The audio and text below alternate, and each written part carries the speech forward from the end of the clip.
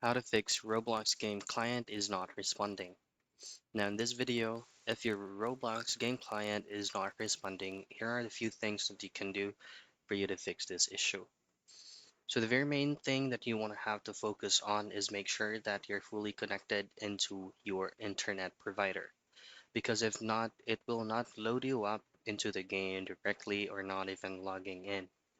Now, once you have checked your internet service is currently working without any problem, here are the second thing that you can do.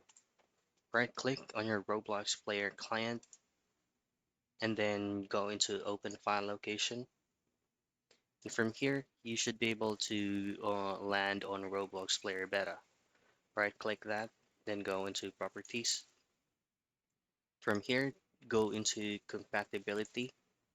And then you can try to pull up this run compatibility troubleshooter because it will provide a self fix, but it's going to take too much time.